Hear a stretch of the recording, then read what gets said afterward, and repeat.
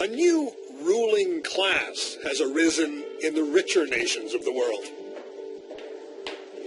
These men and women answer mostly to themselves, and very few outsiders completely understand the work they do. These guys are really more powerful than the people in government, more than a president, more than a prime minister. Once every few months, they meet in Basel, Switzerland. There, hidden away from public sight, they coordinate an unprecedented global economic agenda. Have people ever tried to explain that to the broad American public, that there's this club that meets in Switzerland and does all kinds of interesting things, like affecting their lives, but we're not going to tell you about them because it's too complicated? Give me a break. They are the world's central bankers, and they are generally credited with having rescued a world that was melting down just 5 years ago. I think they have more credibility than politicians. I doubt if we've ever had a combination of people that are any better equipped to wrestle with these problems. But they've also punished an entire generation. What they've done is take money from people who have been really careful all through their lives. In the process, they've also taken the entire world into the unknown by exercising a power that they alone possess, conjuring unimaginable amounts of cheap money. Most prominent amongst them are Ben Bernanke of the U.S. Federal Reserve, Mario Draghi of the European Central Bank, and Canada's Mark Carney, soon to take over the Bank of England. The central bankers have changed everything for everyone, everywhere. For decades, central bankers surfaced only sporadically, usually moving interest rates up or down a touch. Don Johnson spent years as a Canadian cabinet minister. He remembers visiting central banks. And by and large, it was like walking into a big library. There was no panic, no activity. They were like firefighters in a sense that, unless there's a fire, you don't hear a lot about them, and you don't see a lot about them. We had a big fire. Now, to be fair, the central bankers never asked for all this immense power they exercise nowadays. It was thrust upon them back in 2008 when the financial system collapsed. Turns out the elected politicians had neither the nerve nor the support to do what had to be done. So the central bankers stepped in. First, they flattened interest rates. Then they began printing vast amounts of money. They called their program quantitative easing, and it did stop the meltdown. But you cannot unleash forces that powerful without provoking consequences, intended and unintended. The British are a nation of savers. There is more money in British pension funds than in the rest of Europe combined. Dr. Ros Altman managed pension funds in Great Britain for years. I think there is this general ethic of self-reliance and thrift that permeates through British society. That's supposed to be a good thing. It was always considered to be a good thing. It was the way most British people were brought up. A whole generation of Brits believed that if you saved and if you were prudent, you'd get a decent return on your savings someday. But in Britain, pension benefits are directly tied to interest rates on government bonds. And the British Central Bank's aggressive quantitative easing, its money printing, has depressed those interest rates to nearly nothing. This year, pensioners like Judy White and her husband Alan began to receive grim letters from their pension funds notifying them of deep cuts to their benefits. I don't understand what quantitative easing is, except that it's printing money. But I do understand that I now have 50% less as a result of something called quantitative easing. Punishing savers was a deliberate trade-off. The central bank wants to encourage spending and lending right now, not saving, even though foolish spending and lending caused the problem in the first place. and we won't actually be out of it. Paul Fisher is a member of the powerful committee that creates money at the Bank of England. He concedes the paradox. We're trying to get people to do things now to get out of the mess, which in the longer run we'd probably prefer them not to do. Part of the problem in the crisis was that people weren't saving enough. But at the moment, to try and get some growth back in the economy, which is the immediate imperative, we're trying to get everybody to spend more. And that is a paradox. It is hugely dangerous. This policy is a monumental monetary experiment. Roz Altman says the central bankers have in fact engineered a massive transfer of wealth from the old savers to young borrowers. The Bank of England itself says quantitative easing has cost savers and pensioners in Britain about $100 billion so far. So anybody who was a saver and has got some accumulated savings will have had a reduction in their income. Anyone who had big debts, particularly mortgage debts, will have had an improvement in their income position because their interest payments would have gone down. Judy White is keenly aware of Mark Carney's imminent arrival at the Bank of England. She'd love to talk to him. Please, Mr. Carney, look at people like me and say, you done a good thing, girl, and we're going to protect the sort of people that you are. Judy's husband, Alan, an artist, is just forlorn. Because we don't get a terrific explanation of what is happening by printing loads and loads more money. They haven't told us, really. They're just doing it. I don't totally understand it. Do you understand it? White isn't the only one asking.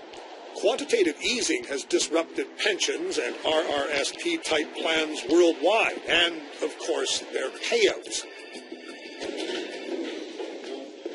Matt, how are you? Mark Carney has not ordered any money printing in Canada, but he has kept interest rates down, and he defends what the other central bankers have done. So there's no secret cabal here that is orchestrating things. This is monetary policy as it's conducted today. You can understand the anger of an older person who has been a saver or who has a pension, who would draw a straight line from quantitative easing and low interest rates to his or her own decline in wealth and change in circumstances. Absolutely.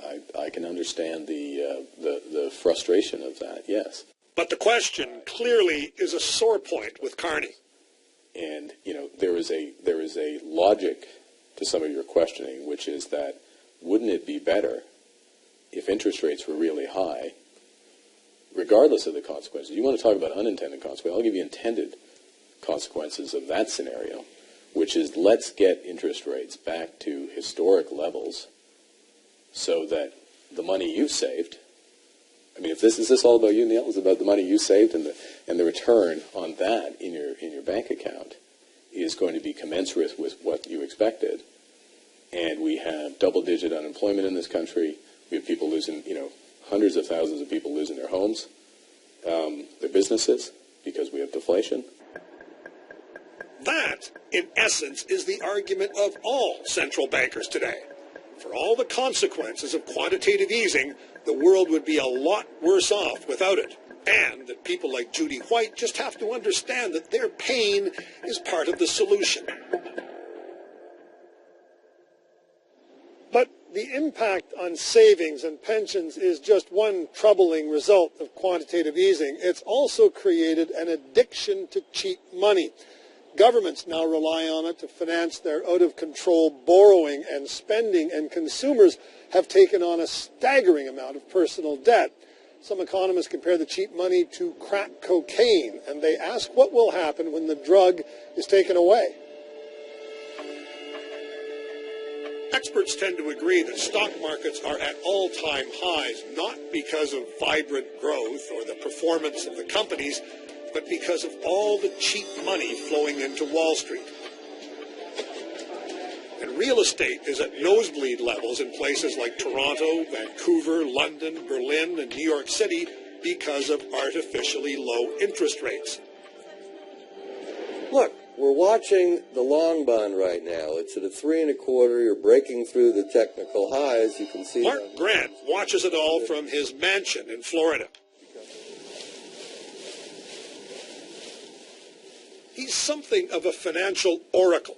He advises some of the biggest investors in the world, and he says they know they're rising on a tide that is not real.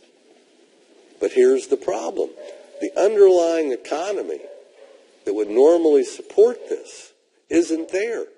So it's a false kind of buoyancy, a false kind of tide that everybody's riding and everybody keeps playing. We have now the entire world in a bubble. Every asset class, everything you can think of, real estate, the stock market, the debt market, everything is in a bubble, and something is going to prick it. Okay, so Grant was one of the first to blow the whistle on Greece and other Eurozone problems. He now issues constant warnings about quantitative easing. just keep your eye on that. And what do you tell your clients? Be safe.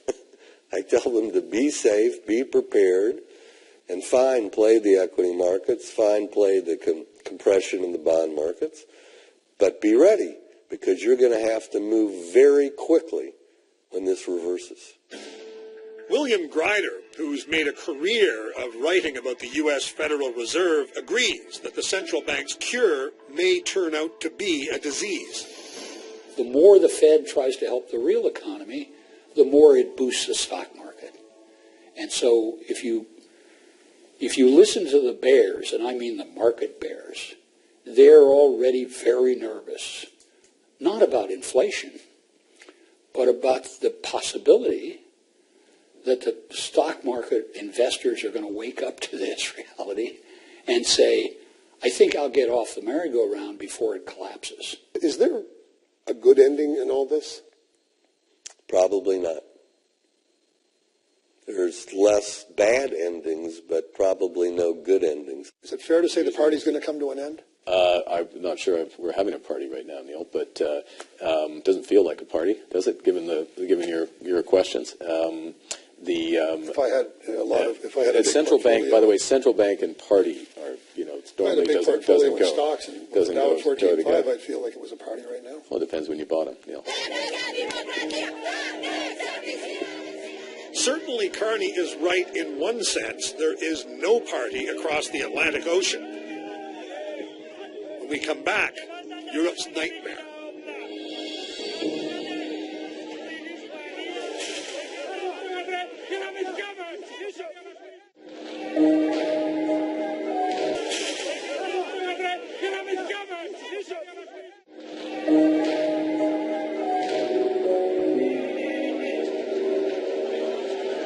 If the trillions printed so far by the European Central Bank have done any good, it's not obvious. Most of the continent is in recession, and it's just getting worse. In some countries, unemployment is at depression levels. I'm sorry, I don't venture. So, last summer, Europe's main central banker, Mario Draghi, issued this vow. The ECB is ready to do whatever it takes to preserve the euro. And believe me, it will be enough. Most people took that to mean even more money printing. But Germany's powerful central bank regards monetary easing as sinful and potentially disastrous in the long run. So, when banks in the tiny nation of Cyprus began to sink under their debts, Cypriots discovered they'd become the testing ground for a shocking new policy. On the 16th of March, the European Central Bank launched a bomb across the Mediterranean, and it landed here. No longer, they declared, were they willing to fund bank bailouts the way they'd done in Spain and elsewhere. Either Cyprus's government agreed to confiscate its people's private bank accounts, or the country would be left to strangle.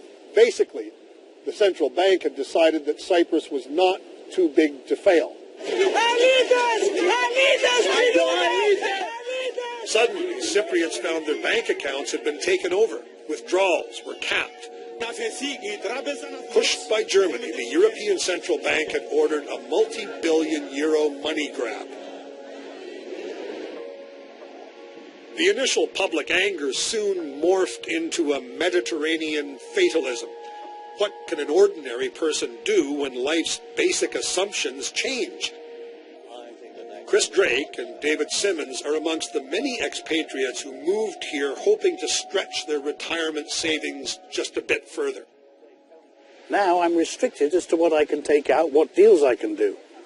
So we're being dictated to by these ECB, these European bankers, as to what we can do with our cash. This was the justification for destroying our economy. Meanwhile, elected Cypriot lawmakers like Nicholas Papadopoulos began to understand the extent to which power had shifted. It's been quite a night, hasn't it? Far away, unelected technocrats most people can't even name were now making up new rules, pressured by politicians who think money printing has gone too far.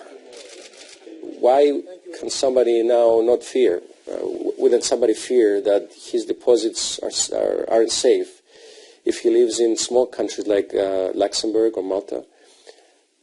Weaker countries, financially weaker countries like Spain, Portugal, and Greece know that their deposits are not safe. It's an issue beyond Cyprus. It concerns the whole of the Eurozone. We all thought Chris Drake and his mate have a more urgent question. I was hoping you were going to have brought Mark Carney with you so that I could ask him what I should do with my money. Because who else do you ask? Frankly, I have no idea what to do. Where are you safe anymore? Under the mattress. I mean, seriously, if I've got X amount of money, I can't trust anyone to put it anywhere. Might as well have it with me. But you're only going to be allowed to put it under the mattress in dribs and drabs, a pillowcase at a time. Oh, I should be so lucky for it to be that big. The fact is, Europe continues to sink. The UK isn't doing much better. Money printing has not kick-started vibrant growth. Pressure is now building for Europe's central banks to try something new. Ross Altman suggests that England's central bank simply starts sending the money it creates directly to the people. I think it would have been far more effective in stimulating growth if that is what you want to do, and we are told that is what QE is all about now. If you had sent a time-limited cheque that must be spent by a certain date to every household, rather than buying government debt and artificially distorting the government bond market.